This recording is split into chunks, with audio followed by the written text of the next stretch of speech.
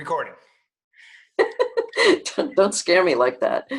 Hey, everybody. Welcome to another episode of the Good Deeds Note Investing podcast Open Mic Night. I see you actually changed the name, Chris, to what? Roundtable? Investor Roundtable? No, that's how I set it up in the webinars before we ever Oh, started. okay.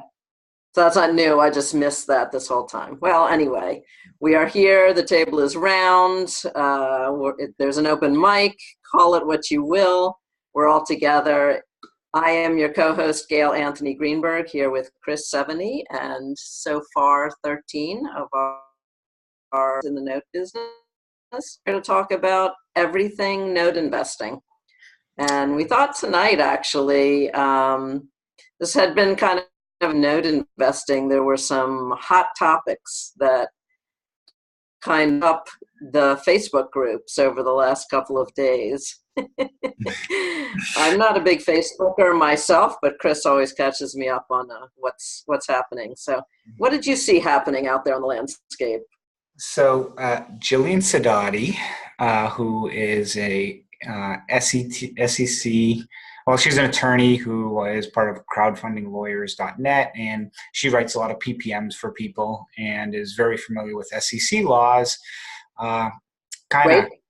Yep. Private placement memorandums. Correct, which are what people use to raise money, and the SEC laws, which there's a 506 Regulation D, 506 B and C, which we can talk about later, but and she puts out some great information on that.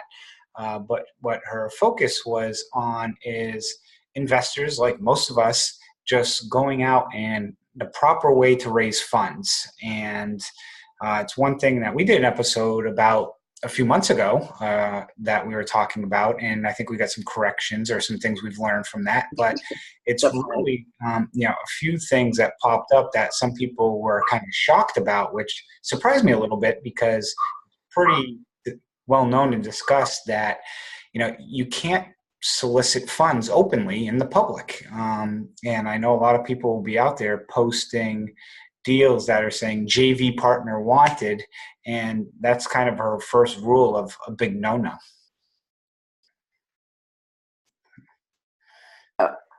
Sorry, I was muting myself while my dog was barking. Okay. It's not your fault this time. So you gave me the very sad news that the 3-touch rule is dead. Well, yeah. We were all counting on it. It was so easy to understand. Well, it's not that it's dead, but it's not like, oh, I talked to the person 3 times, so now I'm safe, is really what it boils down to. And on our Notes and Bolts group, we did put information on there. We put Jillian's videos, and in there she discusses kind of what constitutes a relationship between people. And I've actually spoken to some other attorneys who watch the videos and kind of basically agree 100% with what they're saying, and in those aspects. And so the question that comes up a lot then is, and I saw people post this, it's like, well, how do I raise money? Yeah, exactly. Like if I can't talk about the deals and I don't have any money, and then I can't do any deals because I can't ask for any money, like how in the world do I ever become a note investor? Yeah. But like you just mentioned, you can't talk about the deals. No, you can talk about the deal. You just can't ask for money. There's a big difference. Perfect example is I posted, probably about a week ago, a picture of a property in Michigan that says, you're never supposed to fall in love with a house in note investing, but I really like this house that I'm doing due diligence on. Am I soliciting anybody? No, you're just talking. Yes, but then if somebody I know, who I have a relationship with, who also has filled out a questionnaire, and I know who they are, I know what they do for work, I know how much money they may have to invest, that's kind of a relationship. Okay, well, Nellie, how do you know that? You know that from the investor form, right? It's not like people wear buttons saying how much money they make and how much they have to invest. Yeah, and if they reach out to me and say, hey, look, you need somebody for that deal, then we'll have another discussion. But, Mhm. that's kind of, say, ways for people out there to look at things. It's, it's marketing, and that's what it boils down to. 100% Yeah. is marketing. And you just want to tell people what you're doing, and then people will see that and be like, ooh, I might be interested. And then they reach out to you, and you're not actively soliciting anybody. Hmm. You're just telling people what you're doing. Right. So we also see people who will say, I just submitted 70 bids and 35 of them were accepted. Woohoo. Now, do you think that's a helpful type of marketing? I mean, that type of marketing is designed to impress your colleagues in the note business, that if you're not already a player, you're trying to become one. But that doesn't really, I mean, is someone gonna then contact you and say, hey, tell me about your 35 deals? I might be interested in, I don't think so. It's not specific enough.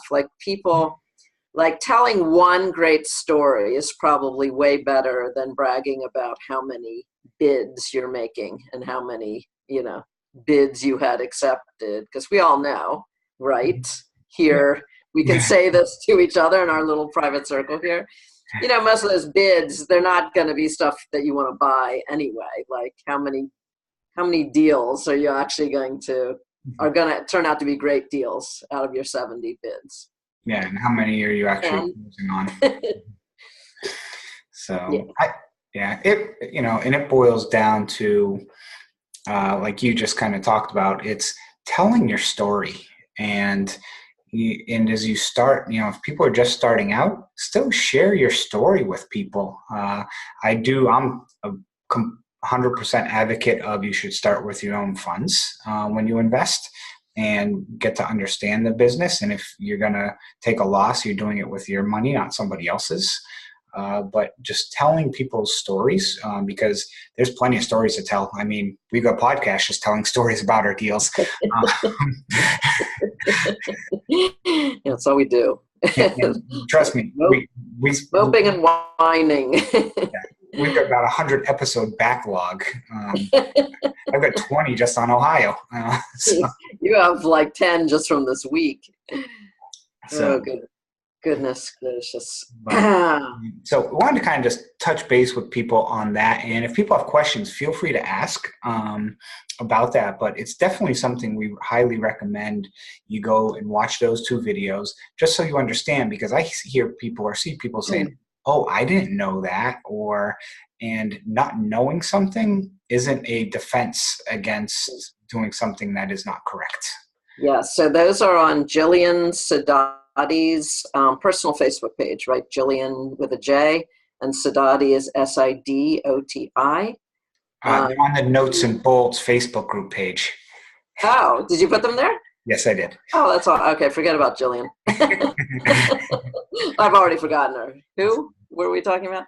Yeah, we're going to actually ask Jillian to come on because, she always frightens us whenever she makes a video. She's always, coming out with new information, and, it is a concern.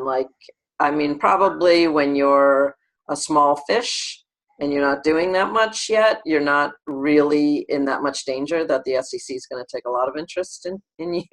I mean, look at Bernie Madoff. They never got interested in him, and he just billions and billions.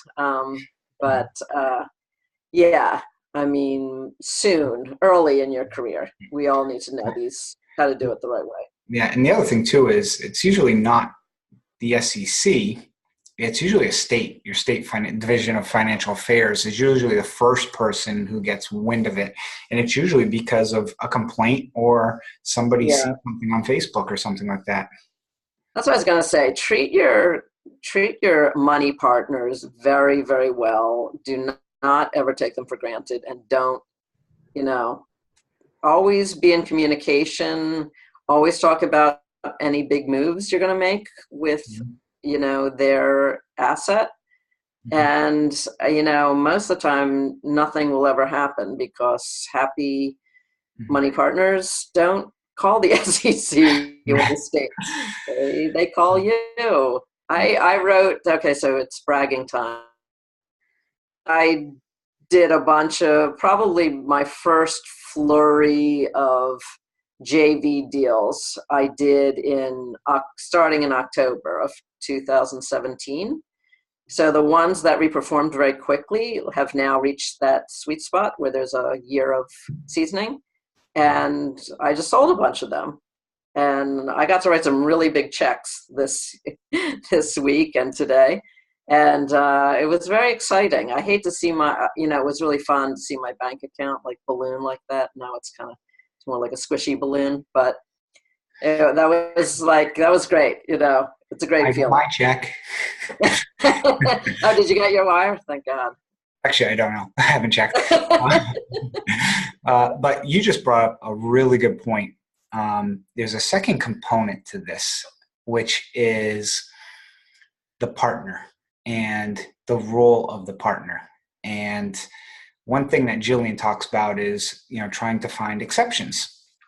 And one of the exceptions is if your partner is an active participant, because the whole rules are really based on it being an investment in a security and a passive investment. Whereas if the person is active in the deal or has the ability to be active, then they have some control. And by giving them some control, that is usually something that then can kick it out of being being an issue. Kind of immunizes you. Yeah, you still can't promote it, but the other component is, even if you didn't promote something and you take somebody's money and they're passive, it's still it's still an investment security. And just checking those boxes. Yeah. And the other thing too is, I don't care if it's a note, if it's a real estate deal, and like you see people posting, hey, I need $50,000 and I'll give you a % profit on this real estate deal. That's illegal too. So most people don't realize it, but that is as well. You mean when people are asking for money for a flip or something, or like a private loan? Well, private loan is different because you're getting a loan. Right. If you're investing in the deal to get a return on the deal, that is a passive investment that can be considered a security. Okay, so I'm fixing up a historical house, and I just today submitted an application for historic tax credits that would give me actually a very nice amount of money back on the up to 40% of my renovation cost. Mm-hmm. But in the event that I don't get that, can I come on one of these two Thursday night things and say like, okay, guys, I wasn't really able to borrow enough money to do this renovation, so now I'm looking for loans. Like, can I do what I just did? Ask Jillian. Well, I believe a loan is different. If you're saying, I want a loan and I'm going to pay you 10% interest on the loan, again, this goes back to, I'm not the attorney, but I believe getting a loan is okay. If you say, hey, I want somebody to give me $50,000 to invest in this deal, and I will give you 50% of the profits I make when I sell this thing, I can tell you, I know that's a no-no. Okay. Very good. Okay, so Sylvia has asked that. She says she sees people sending out flyers with ROI yields and talks about what the deal might bring in. Is that something they should be doing? They should only be doing it to their select group of individuals who are pre-screened. Yes, pre-screened. Filled out an investor profile. Have the relationship. So people taking that and posting it on Facebook or sending it to their entire newsletter as an email, no. So you should describe what you do with your tribe of potential investors. So you have a group, right? So I have people who I have screened where I've spoken with them. I've had them fill out a questionnaire, and they are tagged in my CRM system with a specific tag. And then when I have deals that come through, I will typically send it to them. And what I'll usually do, which I just switched it over a little bit, is I put it on a password protected web page where they can go on and look at the deals. But even when I put them up there, I don't put what the return is going to be, because everyone already knows who works with me. I target a 30% return, and if they ask for the my calculator or how I got to that, I can show them, but I don't show returns. I don't guarantee returns on anything. And even on those pages, I don't put, hey, I'm looking for a JV partner on these deals. I just say, here are my current deals I'm working on. So if somebody ever were to get on that site, it's not something that I'm openly or actively still appearing to be soliciting. Yeah, didn't you used to do a Slack group? Didn't you used to put them in there? I used to have a Slack group as well, but that, I'll be honest, it just became too much between Facebook, Slack, and everything else. It's like, okay, once I started really kicking in an Infusionsoft and I could tag people with who these specific people are, then all I do is I'll put a picture up of the property with the information and some other information on there, and then basically allow people to download some information about it as well, and then reach out to me. Okay, so you do Infusionsoft, which is a very, very expensive program. A lot of people aren't going to do that, but you could do that very easily in any kind of mail. What do they call them? Mail. Yeah. Groups. Whatever.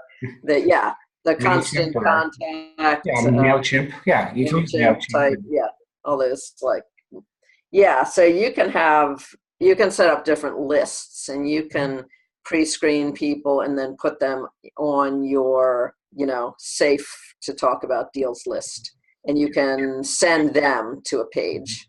And talking about a password protected page, like here's an easy way to do that would be to just put something up in your Google Drive and only make it viewable by people who have the password that you're going to send out.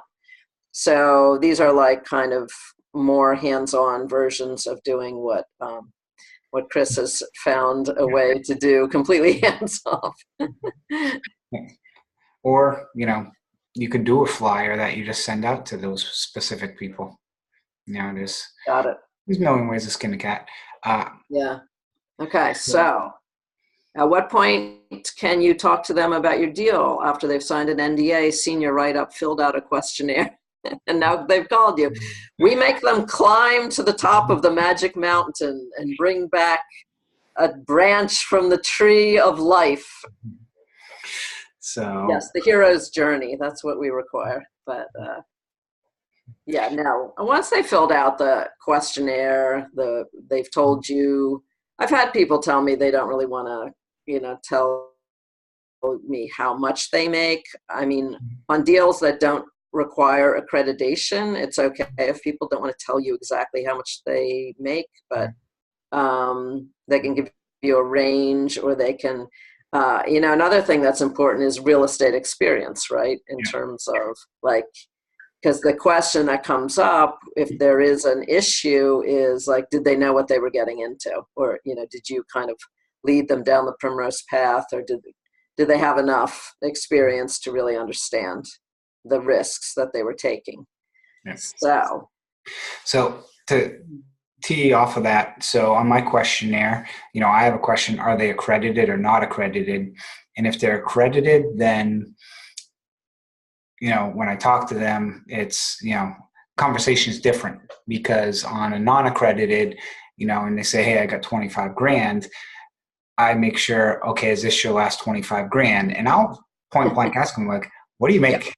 Because I'm not taking your last 25 grand, and I want to make sure that you understand thoroughly that this is going to take 12 to 18 month process, and this money is going to be tied up, and it's not something that is easily, yes, you can pull out of the deal, but it's not something that is very easy to I won't say it's not easy, difficult to do, but it's just, I mean, it will create a little bit of chaos from something. So, you Yeah. know, I Well, do. one of the things that I ask on my investor profile is what your goals are. And I've had people tell me they want 30%, like not us splitting 30%. They want their share to be 30%. So it's very good to screen out people like that early. That's just ridiculous. And hey, Bill, how are you? I tell them Bitcoin when they say that. So, what I say to them is, if you're getting that from somebody else, please tell me because I'm retired from those. I'm taking all Yeah, my notes and all I'll the money JV I with have you. and giving Yeah. it to you. So, question came through. I'm sorry. Someone just asked, like, about being passive. You want your JV to be actively involved in making the decisions with you. I think a good way to set it up with them initially is that you're always going to discuss with them any major decisions about the asset, but that you'll make probably the final decision because you are, after all, the more experienced person. That's why they're teaming up with you to begin with. Yeah. Another question came through is, have you found that most accredited investors are used to filling out questionnaires or have you come across some resistance? I have not had resistance from really anyone except someone who felt that he was extremely, a very sophisticated investor. And I'm not really sure why he was in touch with me. He was kind of hoping maybe he was a flipper and he was just not that interested in node investing. So like what I was bringing to the table was not exciting enough to him that he felt like he was ready to give something up, in order to work with me. Like, I mean, it's not giving anything up. It's not like we post these things in public arenas after you tell us what you make. It's really just something we have to do by law, depending on the investment. Now, when you're JVing, you don't have, your money person does not have to be accredited. So it's not an issue, but if you're ever going to do something where you're going to pool money, there's different ways to do it, but some of them do require all of your investors to be accredited. Yeah. So, and I haven't found, issues. I mean, if I have somebody that doesn't want to fill out the questionnaire, then honestly, I don't want to be doing any business. Yeah, it's like, it shouldn't be a fight. I mean, when you have like-minded investors and they kind of appreciate what you do, and like, it shouldn't be a big battle. If you have to like fight with someone to get into a deal with you, like, I always say, like, it's like being in a relationship. If the honeymoon phase isn't going well, it's not a good sign. You may not want to get in deeper with someone like that. You don't want to get married. You can't get through the dating phase. So I was looking up in my JV agreement the language about the active rule, and I was just going to read what mine says. So this is your actual verbiage. This is my verbiage that says, the parties hereto agree that each have the right, duty, and obligation to participate in the management of the joint venture and provided herein. Furthermore, the parties agree that this is a joint business relationship in which the skills and strategic oversight, planning, are express conditions upon which this agreement is being executed. So, and I've got more in here as well, but basically, what we're saying right here is that each have the duty and obligation to participate in the management. So you're not passive is what it basically right. So in reality, some people are really busy and they don't particularly want to discuss every detail. So you just have sort of an agreement from the beginning that, okay, I'm going to come to you with the really big decisions. Are we selling? Are we not selling? I got an offer.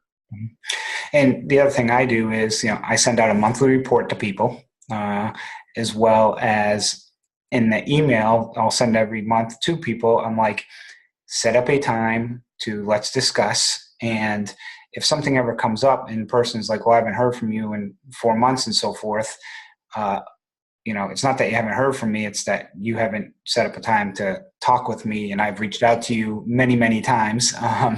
So I try and always over communicate. And that's one thing that I hear from people who, I've worked with in the past is, I try and, again, send out a monthly report, not quarterly. I do the numbers on a quarterly basis because, by the time you finish 1 month, you're already at the next month when you're trying to audit your books. But, just Yeah. communicating. I do it quarterly. I'm one of those slackers who only communicates every 3 months. Yeah. Even that flies by. I mean, I can't believe I almost have to. I just did it, and I'm gonna have to do it again very soon. So partials. This is interesting. So Sylvia brought up the question on partials, and depending on how you manage partials, because I had a very long conversation, and I'm afraid to see how much it actually cost me, because it was actually several hours of conversation on partials, where typically on a partial, if Gail buys a partial from me, and I still manage it and hold it, she's a passive participant.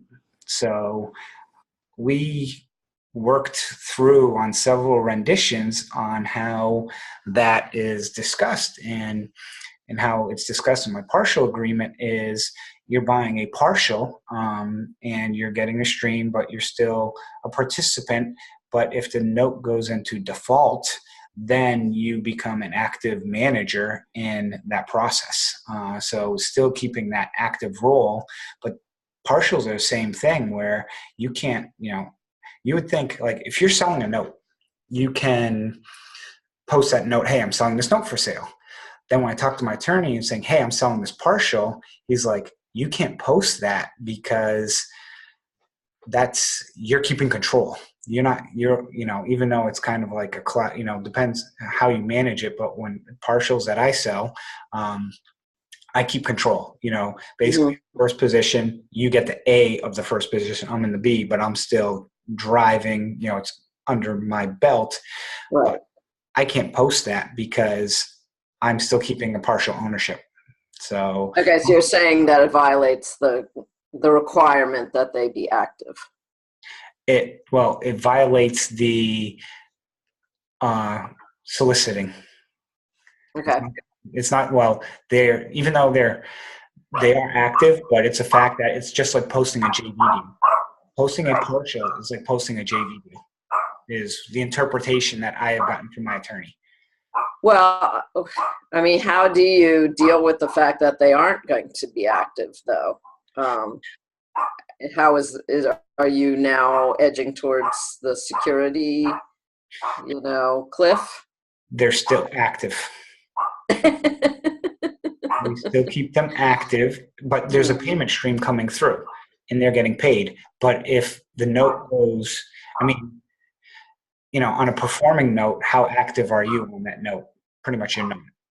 But you may have to make a decision. But if that person becomes 5 days late, I will notify that person, and they will take an active role in resolving whatever may need to be resolved. So the partial agreement gives them the ability to still take an active role in the management of the note. But you just, again, what surprised me the most was the fact that I can't, we're selling we're selling some assets right now, which we can say, hey, I'm selling this note at 123 Main Street. But because I'm still holding some of the partial on it, I can't post the partial for 123 Main Street because it's like posting a JV deal, because I'm still managing the control and keeping servicing under me. Right. So Sylvia had some follow-up questions. I have an idea. Like, Sylvia, would you be willing to come on with us and have a live conversation? I mean, you've got great typing fingers, but I've never actually spoken to you, and that would be a great treat. Okay. She said yes. He's been promoted to panelist. Congratulations. You will receive a certificate of being a panelist, Sylvia. We're going to get video or just audio? I'm trying to, let's see. Sylvia, are you there? No more audio problems. And so, hold on. Gail's coming back with her dog. Now you stopped barking, we can all hear you. Hi, Gail. How are Hey, you? Sylvia. Good. So nice to talk to you at last. Yeah, likewise, both of you. Great podcast here, or webinar, I guess. It's not a podcast. Sorry. Whatever they say, we can't figure out what to call it. It's an investor roundtable. I love it. It's always so interesting. But with the partial thing, I mean, you know, I haven't done one myself, so I know about them. I'm an Eddie Speed student myself, so he's big on partials. And although lately I heard him say that he holds, I heard him say the other day that he actually holds the assignment. I mean, he assigns it, but he holds. I think they hold it in escrow. And I heard you guys talking about not. I mean, I'm just assuming you're not doing that. And so, you know, what's the fine line between? Couldn't it be considered a fractional note by doing that? I mean, I know, especially I guess Chris goes through his attorneys all the time, so I know you know what you're doing, and you're trying to, you know, keep it safe, and I totally agree with that. But you know, not all attorneys know. You know, how much do they know about partials? It's not something that, you know, a lot of people really know about, even though they're attorneys.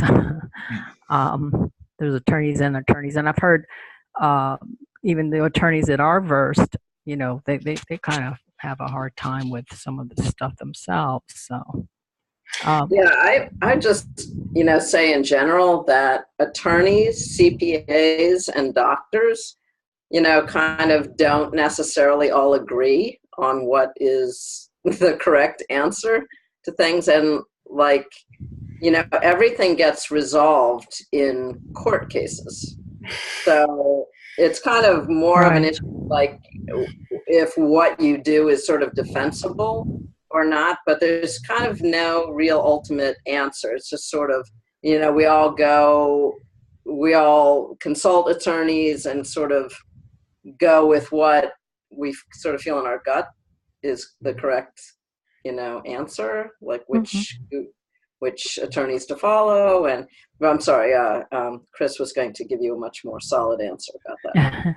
Yeah, because the question I brought up once is, why don't I just get a loan against this person versus selling them a partial? Right. Yeah. But then, okay, what is the loan secured by? And then, you know, is that going to get recorded? And then, especially if you're doing it on a contract for deed that you're doing a partial, then you've got, I mean, just think about it. You've got a loan against a property that in some states can't be more than 50% of what the contract for deed value is. So, I mean, you're just like, you know, I'm going to explode. The best way to, you know, when I spoke to my attorney and trying to figure this out was, and I'm just trying to open, is, you know, my document is called a partial purchase agreement and assignment.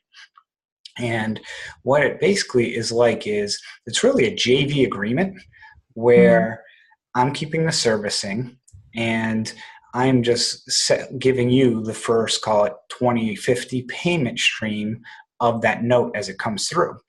And within my agreement, basically, it's pretty close to almost, I don't want to say it's guaranteeing the payment, but, you know, if it goes in default, then the collateral is used to basically pay you off from that standpoint. But, and again, the minute it goes in default, then you would take on a more active role. And within the document, again, it talks about being active. Now, with partials, I've seen some people who will assign it to somebody and then let them actually take over servicing. Right. For me, I'm like, absolutely not, because I'm on the back end of this thing, and I need to protect my rights. And you're the one that's educated and has the knowledge, and not necessarily the partner. Yeah. And the thing that's tricky too, like I've seen Eddie's, his presentations about partials, and they're very compelling. And particularly, he talks about how his wife sells Right. many partials at like a 6% yield. Mm-hmm. Like, this is in a way the fruit of, I don't know how many years Eddie has been doing this, like 30 years or whatever. I Yeah. mean, he's kind of reaping what he's sown, in the sense that he has built such a giant community of people who really respect him, and he's got like a huge following. So for him and his wife to be able to, I mean, they can put things out and sell them very easily, but, we as kind of newer individuals in this business, like it's a much tougher sell, and I think partials, I've just found they really confuse people. Like this whole ownership idea is like really stresses people out. Mm-hmm. But when you think about it, if you have a contract for deed, you're not going to like deed the house to them. It's just like crazy. Right. Right. You know? Yeah. Yeah, that'd be difficult. The best way I explain partials to somebody is it's almost as if you are writing me a note. Forget the property. Take the property out. Say you're giving me a partial of $25,000 at 10% over 5 years. Go on Google, type in loan amortization schedule, put in $25,000 at 10% in 5 years. That's your payment stream. And that's basically what you're going to be getting. And, so because people confuse it, and people thinking like when they invest in a fund, if I put 25,000 in, okay, and I'm getting called 10%, I'm getting $2,500 a year because your principal remains in that fund. Whereas on the partial, you're getting paid back that principal and interest. It's like you're the bank and you're getting paid that, that loan or your car or whatever it is. It's not an interest only loan. It's a principal and interest loan. And that's where some people sometimes get confused, because they're thinking after 4 years, oh, I should have made $10,000. Because $2,500 a year times 4 at 10% of 25,000. But when they say, why is it only 30,000?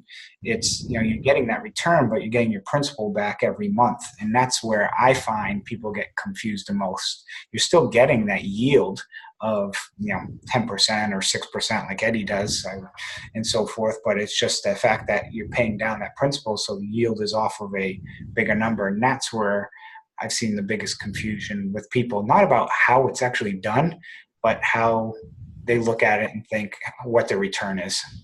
Right. And I used to broker. I mean, it's the first thing I ever did with notes, and it was, and it is difficult. People, the sellers would, offer partials all the time, or option to buy the full or the partial.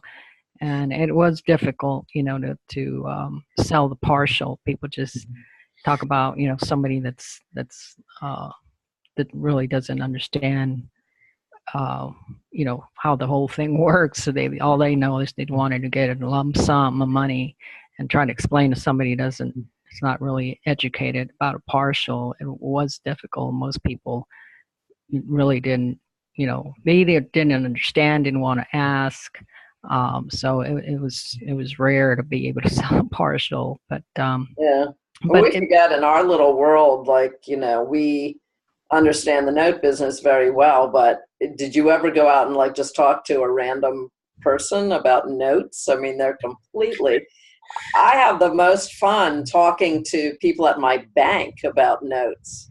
And I'm like, how you guys work so hard to like, prevent deadbeats from taking out loans? Well, you get it wrong quite often, and then I get to buy those. And how about that? Yeah, I just did that with a manager, and he was like, "Oh my God, I didn't know you could do that." And I said, "Well, they have no idea."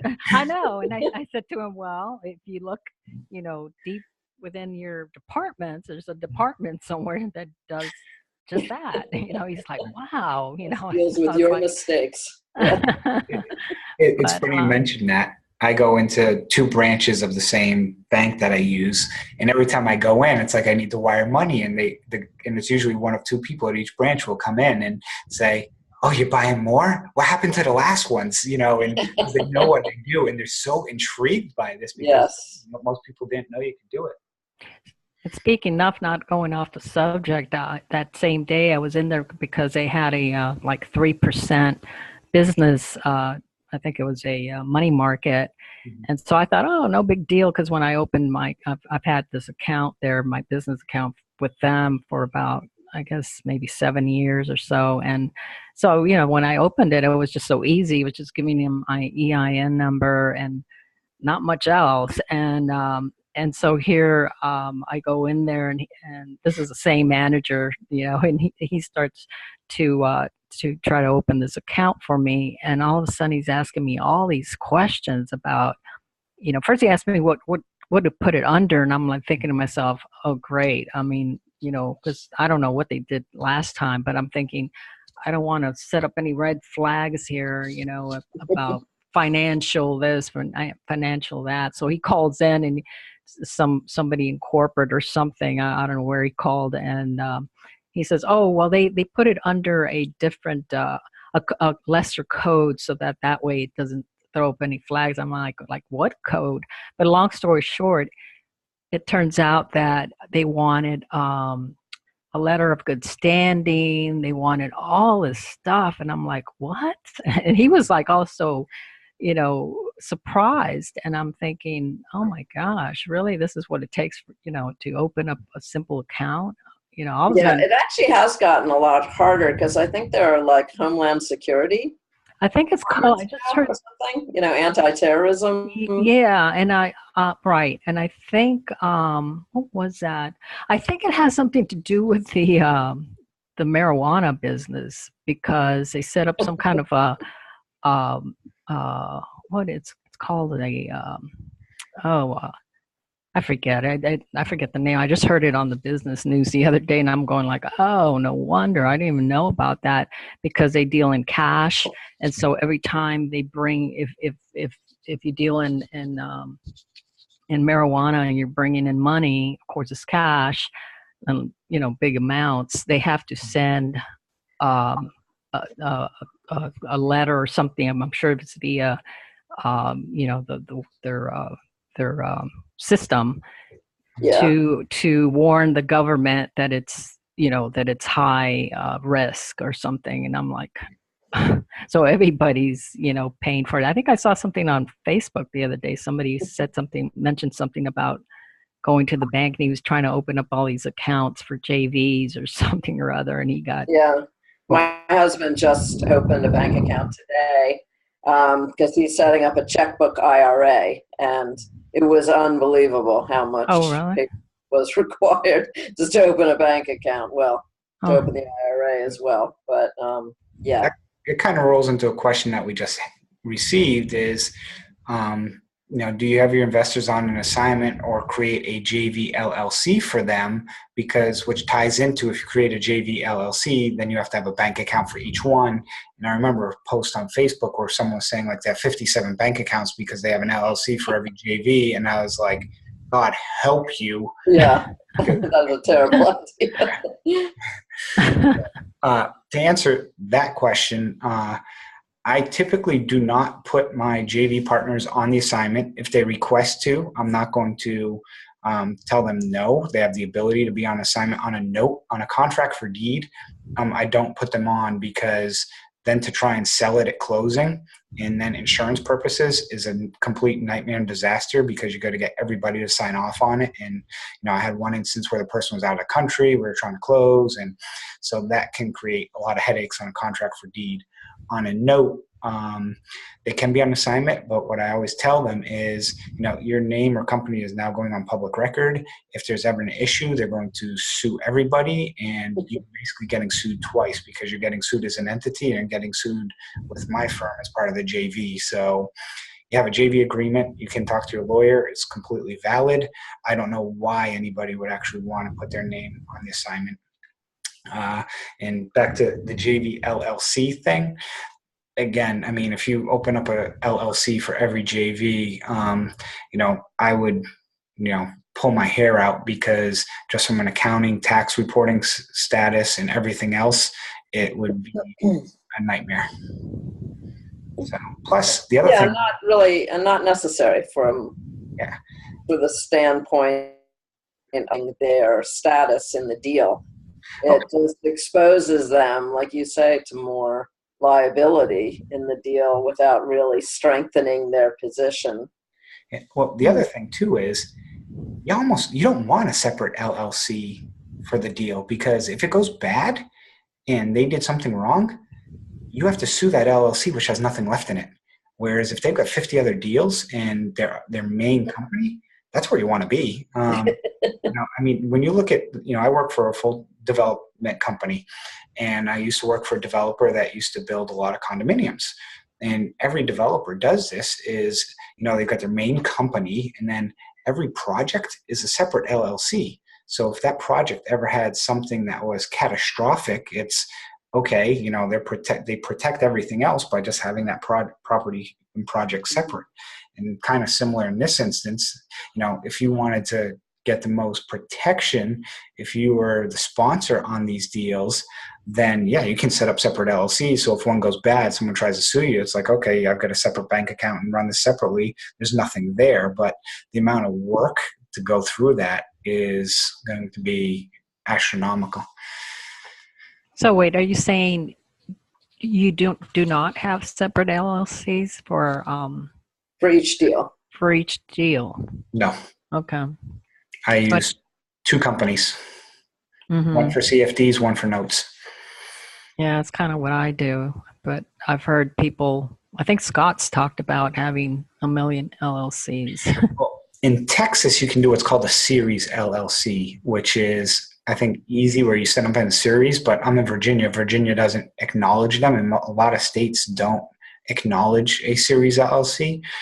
So you got to be, careful on that. But, I don't know how many companies Scott uses and stuff, but I know some people that I saw on Facebook talking about how they have like 50 something, or 25 LLCs and 25 bank accounts. And I'm just like, would scream bloody murder just from a bookkeeping perspective of trying to do it every month. And then when you file your taxes every year, are you filing them under an S corp, or if you're filing Schedule C's, you should file a Schedule C for every entity. So you're paying $400 for every Schedule C. So all of a sudden you're paying an extra $10,000 if you're doing it right in tax filings, because you have one LLC with one deal. I'd cry.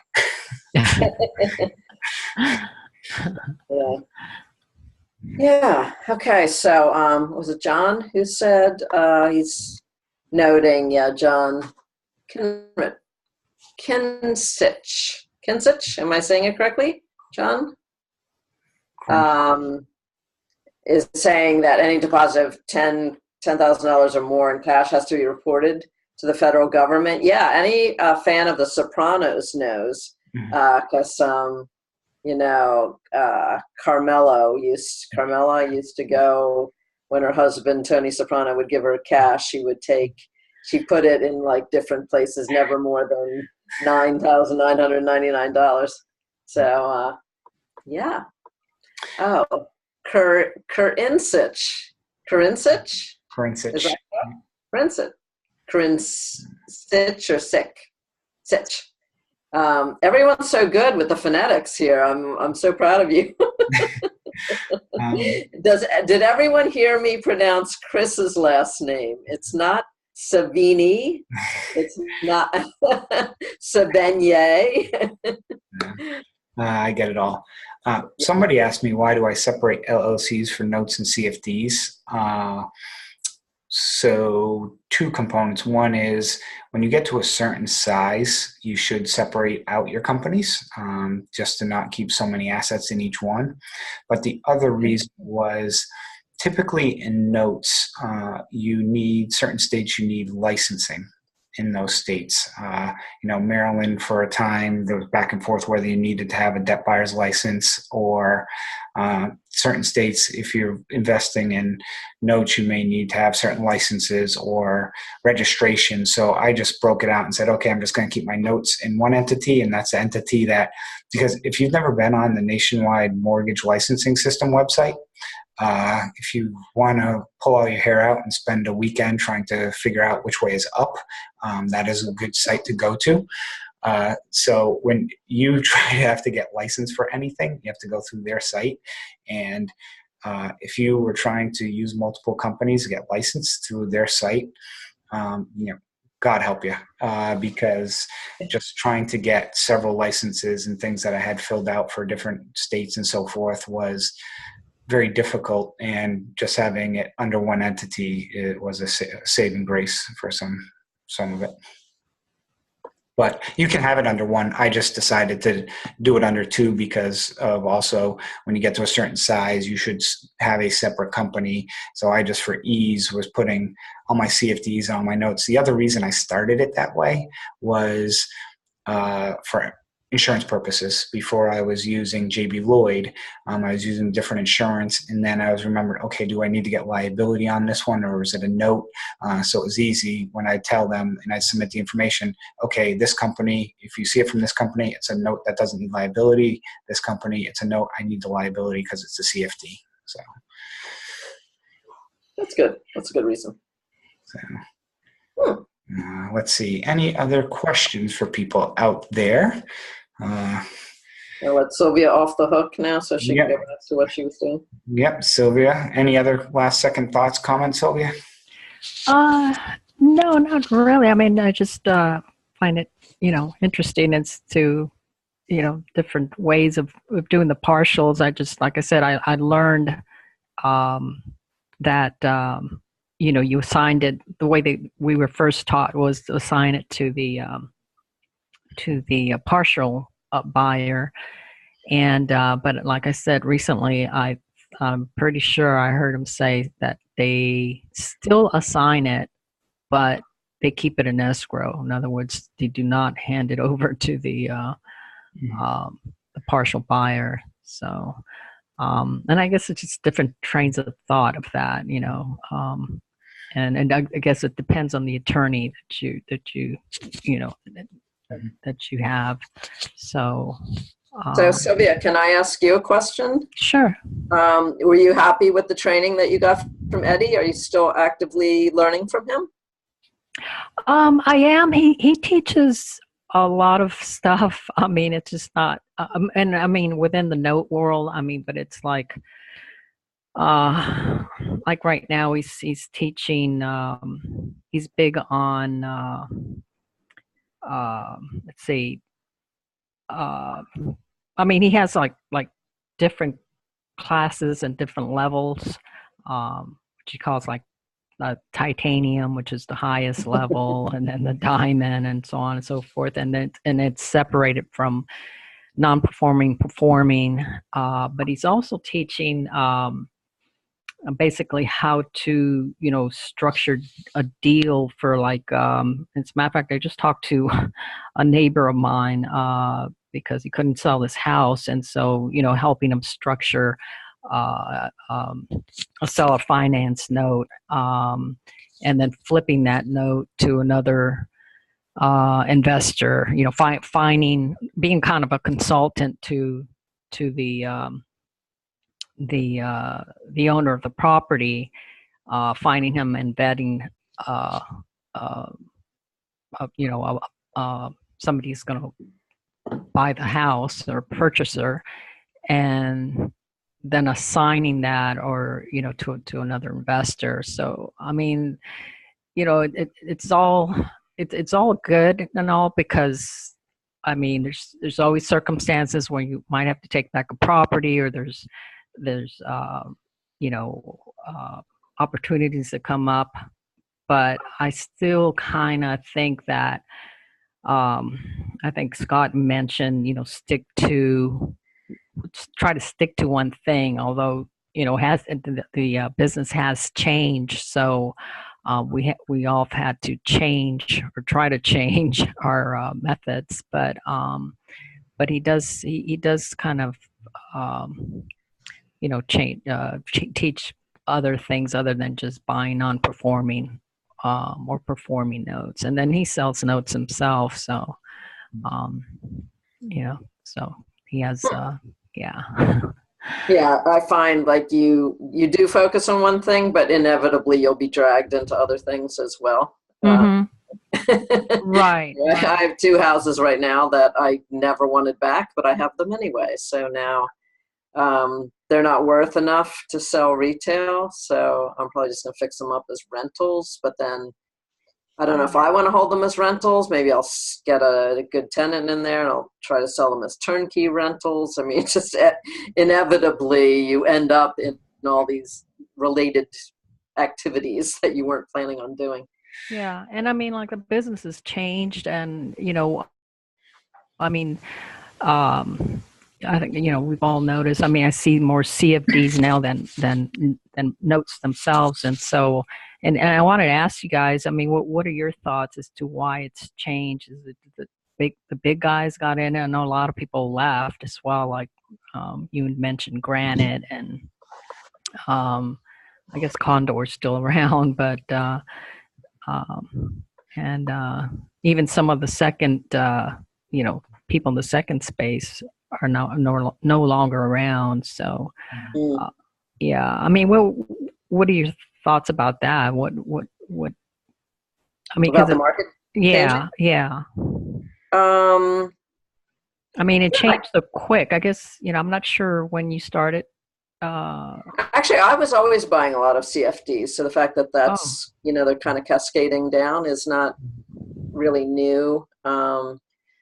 Like to me, the quality seems to have changed a little. I commented to Chris, I wonder if this particular seller, like, they sent out all the good stuff first, and now they're just kind of getting into their D and F assets. But that's what uh, I'm you saying. know, I yeah, disagree.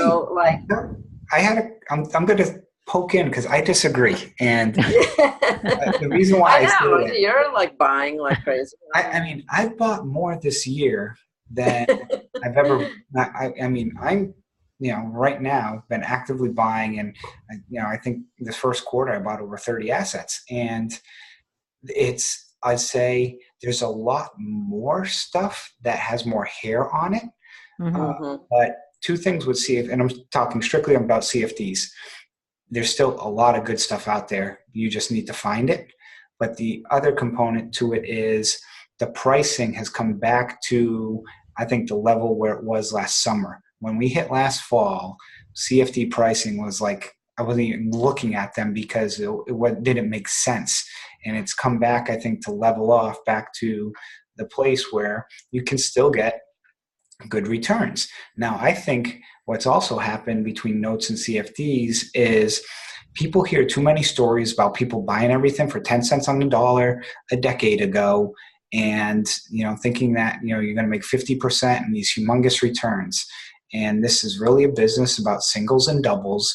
And if you look at the markets and stuff, 6 to 10% is a good return. And when you're getting 15, 25%, and between in range on some of these assets, that's still a good return. And there's not many places you can get that backed by real estate with equity.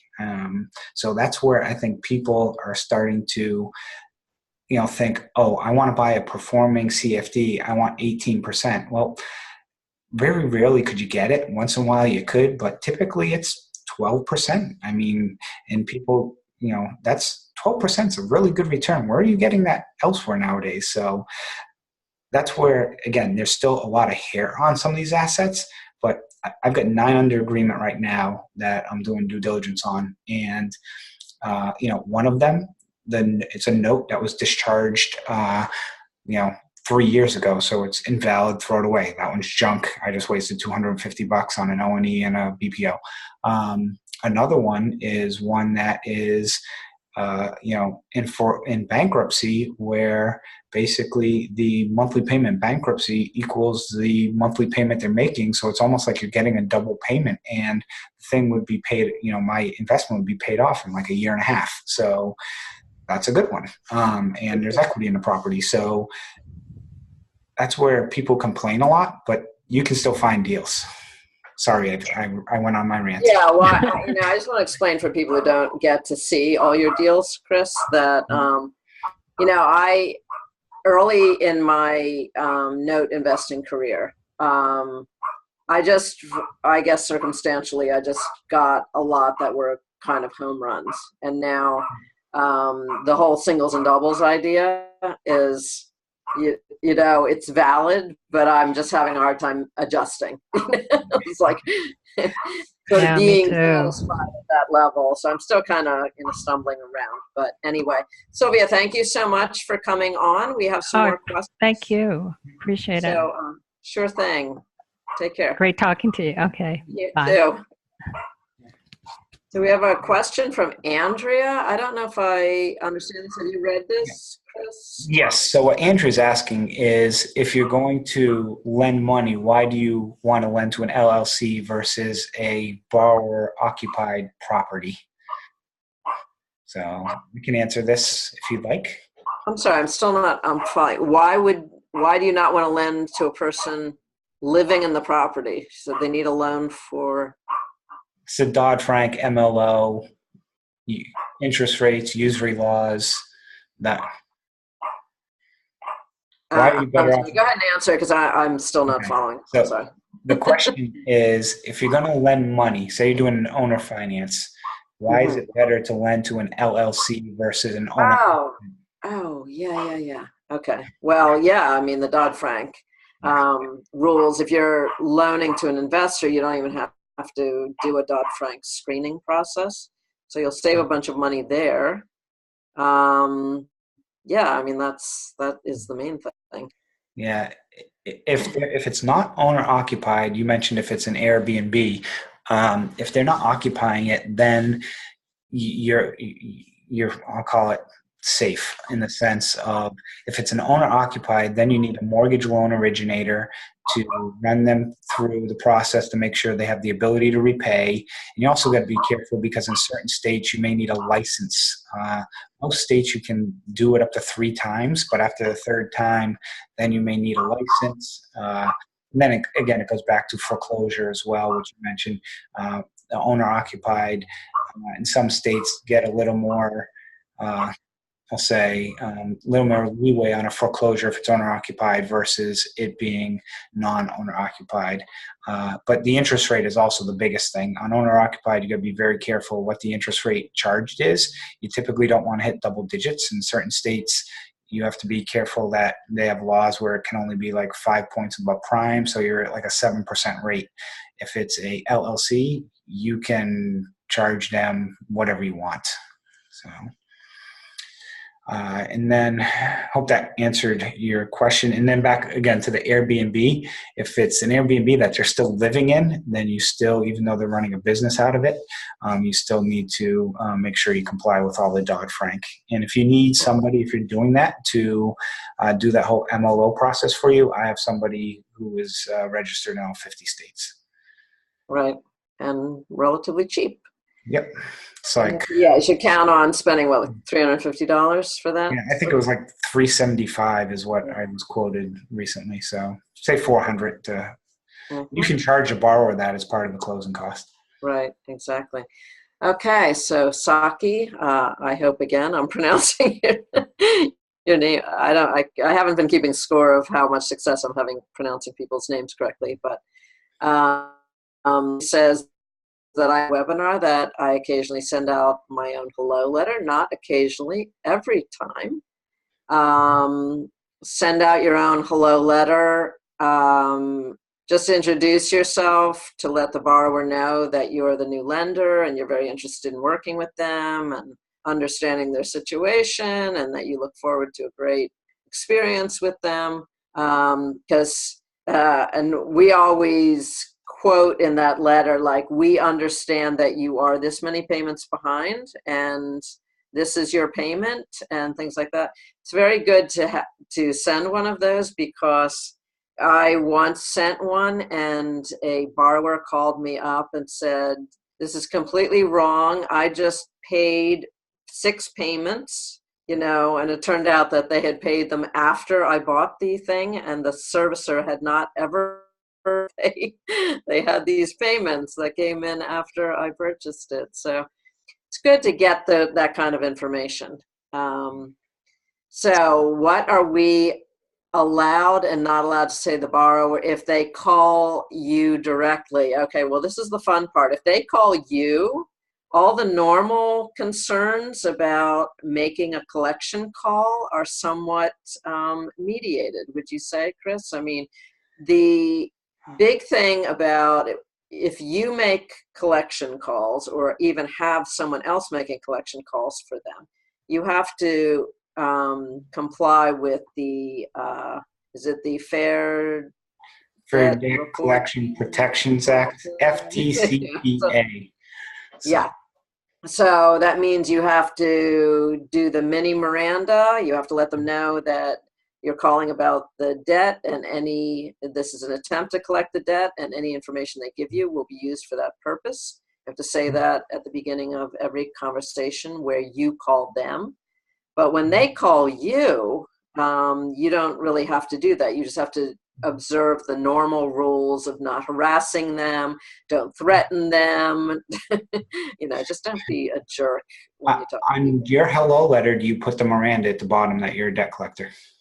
Yeah, I do. So, You'll notice actually when your servicer emails you, or if you call them, you will hear a mini Miranda. You will notice it at the bottom of their emails. They just, as a rule, just put it on everything to cover themselves. if you'd like, I can read what my hello letter says. Why don't you make it available to all of us, Chris? Why don't we post it? Why don't we okay, let's do this. I don't know if everyone on this webinar tonight has signed up at gooddeedsnoteinvesting.com. But you need to sign up there because we're just now sending out a new tape.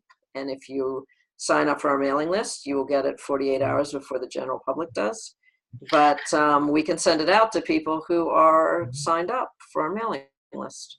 I also posted in Notes and Bolts the location where you can also sign up to also get added to the mailing list as well. So Awesome. either location.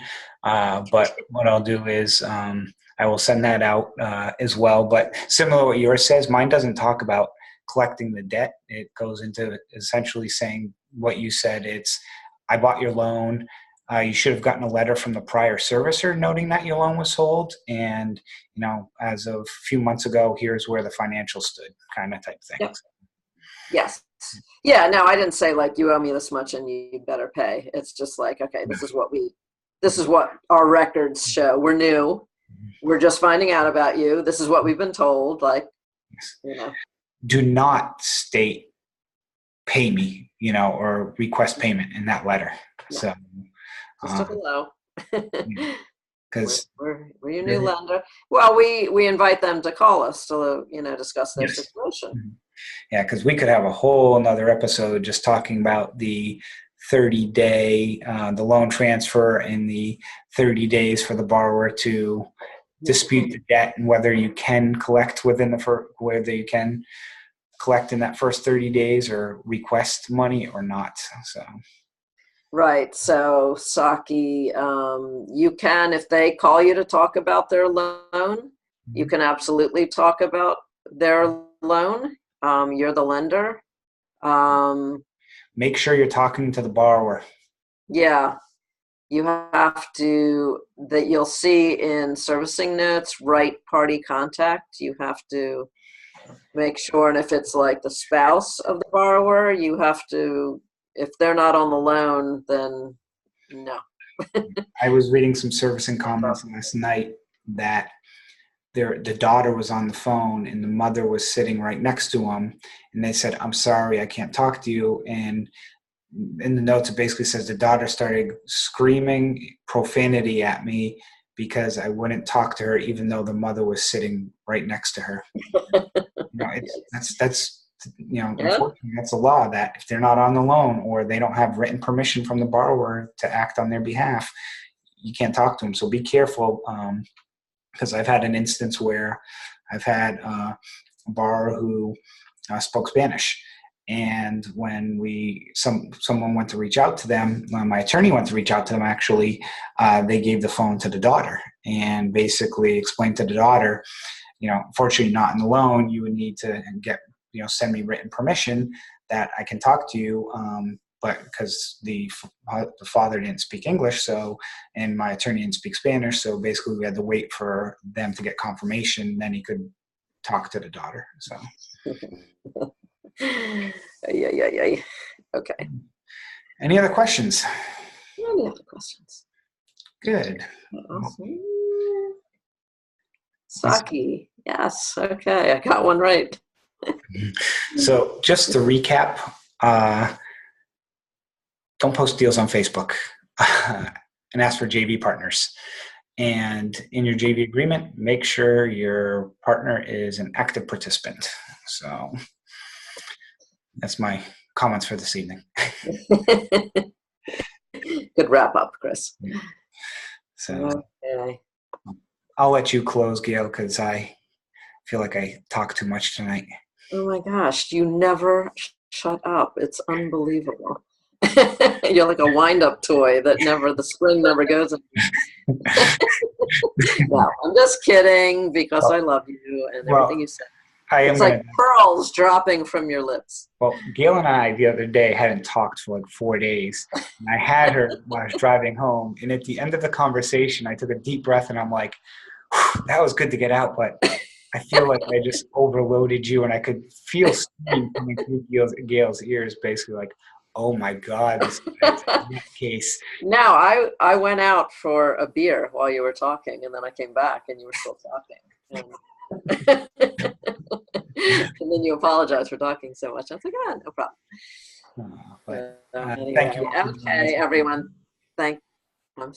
Your feelings aren't hurt, are they? I love you. I'm hitting mute. Go ahead. Okay, everybody. Thank you so much for joining us once again. Please be sure to sign up on our website, gooddeedsnoteinvesting.com, for first look at our tapes and to catch up on any of our regular podcasts that you may have missed. And please give us reviews on iTunes and Stitcher. Say nice things about us wherever you go. We'll make it worth your while. Now, what are the things that you always add to what I say? Go out and do some good deeds. Take it. So, yes. And also make sure to join the Good Deeds Note Investing Notes and Bolts Facebook group, especially if you're investing in contract for deeds. I've been giving out some pretty nifty little tools the last few weeks. So. Yes, Chris can't help himself. He continues to develop amazing tools that are extremely helpful. Also on that site is our very popular and growing toxic asset list, which the more of these CFDs that get offered, the more you need that list. So be sure to stop in, sign up. We'll see you there. Thank you all. Good night, everyone.